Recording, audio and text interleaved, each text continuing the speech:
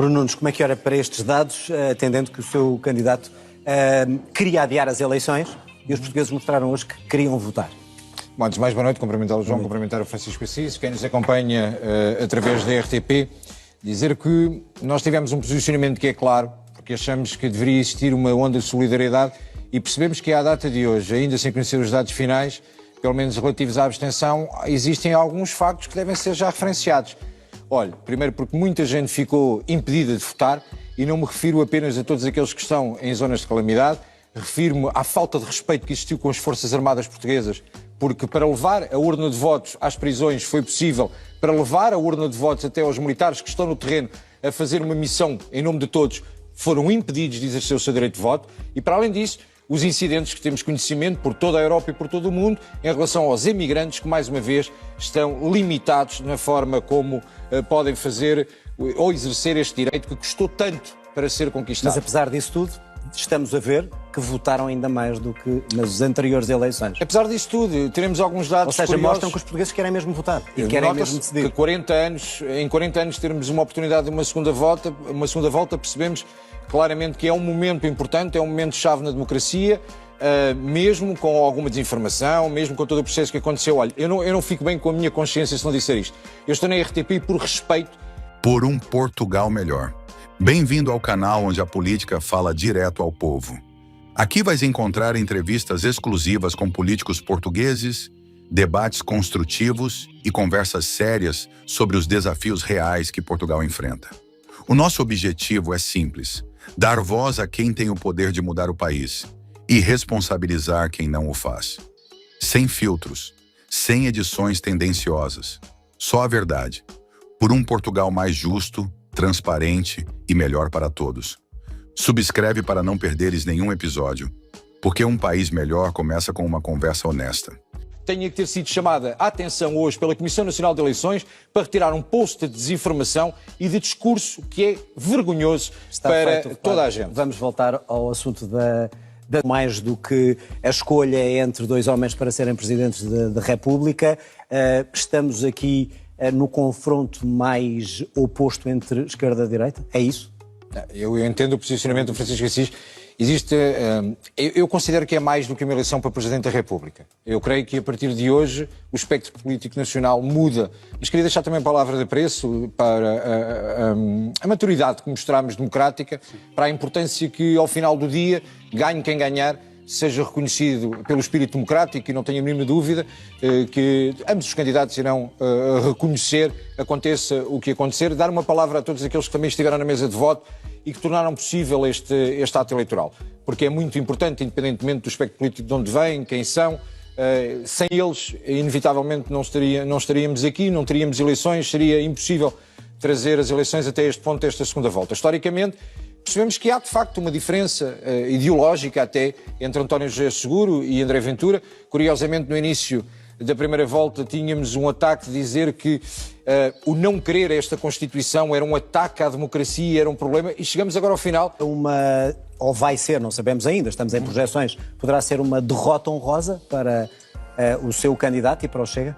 Não, antes de mais, dizer-lhe que, dadas as projeções que existem, dar os parabéns ao Francisco Assis e saudar o novo Presidente da República, que esperemos que tenha um mandato digno, democrático e que respeite as instituições e que não tenha qualquer ideia de, a determinada altura, considerando que nas legislativas poderá ganhar quem não gosta. Ou não uma derrota. Já vamos às perspectivas mas a questão tem que ser mais abrangente, porque é ou não uma derrota. Tentamos perceber que, se olharmos para este resultado, que rondará os 35%, eu considero que é um resultado histórico, que não é uma derrota, que é um posicionamento que o candidato da direita contra o sistema todo, que nós tanto apelidamos de sistema, que toda a gente se juntou para tentar combater, deixa André Ventura com uma margem de progressão que eu acredito que nesta altura, no Largo do Rato, aqueles que tanto tempo demoraram a dar o apoio a António José Seguro e que hoje aparecerão certamente, desculpem a expressão, como emplastro a tentar celebrar a vitória que nunca foi deles, porque teve sempre, como disse o Francisco Assis, demorou muito tempo a capitalizar os votos à sua esquerda.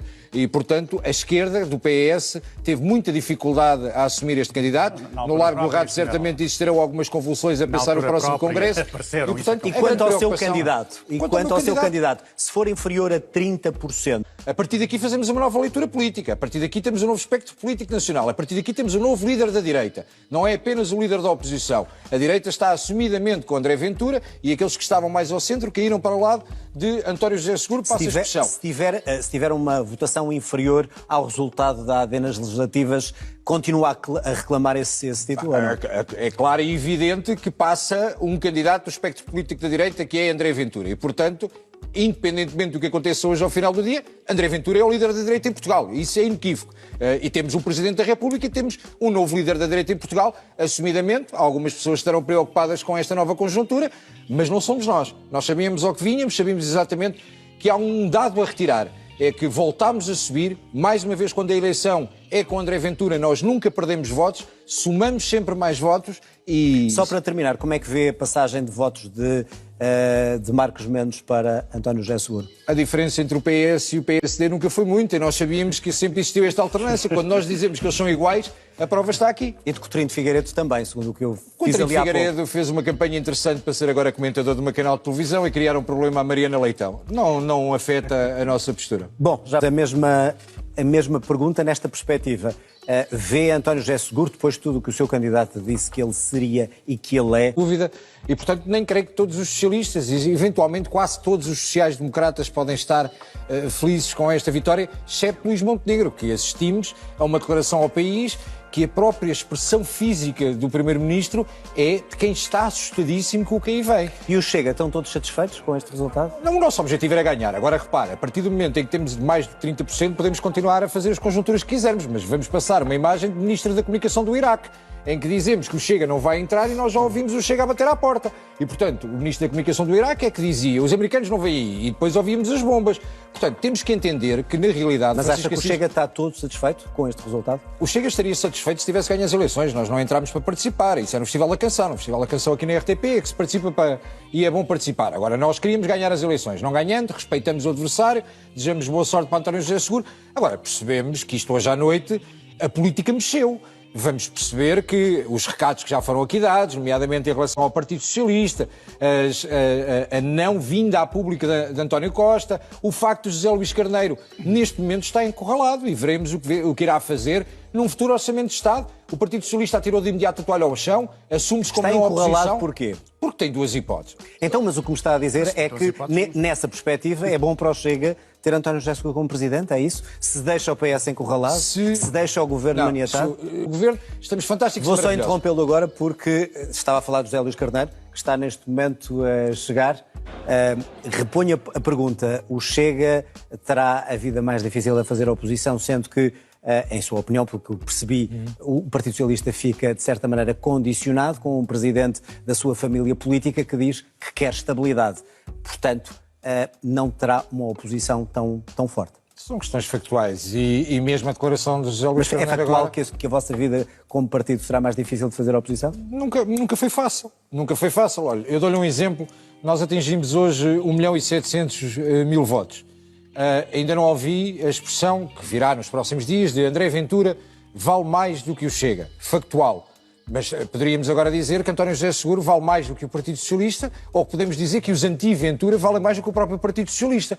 Acho que o Partido Socialista fica encurralado, e principalmente José Luís Carneiro, em vésperas de um congresso, sabendo as movimentações que vão acontecendo e que José Luís Carneiro não é consensual dentro do partido, terá uma obrigação quase moral com aquele a quem agora dá o apoio, porque durante muito tempo não teve coragem para dar apoio a António José Seguro e agora aparece para vir reclamar louros de algo que não tem, porque os costistas não têm este louro, porque os costistas tentaram destruir António José Seguro e todos sabemos, o governo mantém-se, mas terá que escolher o que é que quer fazer para o futuro. Se continua do lado do Partido Socialista, até porque o Partido Socialista neste momento terá pouca margem, com António José Seguro que não quer instabilidade no país, terá pouca margem de não viabilizar o orçamento, pode de imediato deitar a toalha ao chão e dizer que não vai ser oposição. Já quero ouvir Francisco Assis sobre isso, mas O que é que muda no Chega? Nada? O Chega continuará a lutar por aquilo que acredita, continua com um líder forte e com o líder da direita que é factual. Mas um líder que os portugueses dizem que se calhar preferem para outras funções que não Presidente da República. Mas se preferirem para outras funções e se percebermos que, mesmo na função que não o preferiam, deram-lhe 1.700.000, imagino quando for com a preferência. Os princípios fundamentais da responsabilidade tem que se pedir ao Primeiro-Ministro e tem que se pedir ao PSD. E há aqui uma questão que o PSD vai ter que resolver, que é não pode à segunda e à terça fazer acordos com o Chega, que põe em causa princípios fundamentais para o Partido Socialista, e depois à quarta e à quinta querer que o Partido Socialista... O inverso é verdade. Não vale a pena tentar fazer acordo connosco e depois nas eleições presidenciais achar que não. A questão para nós, eu julgo que apesar de tudo, se há ilação que se retira, apesar de tudo isto, é que há uma maioria claríssima, não há uma maioria pequena, uma maioria quase 70% dos portugueses, que se reconhecem num conjunto de valores fundamentais. A solução é o Bloco Central. Não é Bloco Central nenhum. Como sabe, até tive divergências no meu partido, porque em alguns momentos não aceitei a forma como a direita do espaço demoliberal, tal como ele o considera, estava a ser tratada. Bruno, ouviu o seu candidato durante a campanha dizer que António José Seguro seria mais do mesmo e que não iria fazer frente ao governo e não iria contestar. Depois deste discurso, acha que não vai acontecer isso e que, de facto, ele vai fazer oposição ao governo? Ou será, como pus a questão ali ao seu colega, seguro será a segurança deste governo? João, não me parece um seguro contra todos os riscos, sabe? Nós temos... Do governo? Um compromisso, não, do Presidente da República. Nós temos um compromisso que foi feito durante a campanha eleitoral, que não foi um compromisso político, foi um compromisso anti-André Ventura. Foi uma lógica de nós todos contra eles. Aliás, se nós somarmos o PS, o PAN, o PSD, o CDS, a Iniciativa Liberal, o Bloco, o PCP, o LIVRE e o JPP, dará 66,8% e o Chega 33,2%. Um grande profissional desta casa, acredito que amanhã vai abrir o telejornal a dizer juntaram-se todos. Porque na realidade foi isso que aconteceu. E o compromisso que aconteceu durante a campanha eleitoral foi meramente este.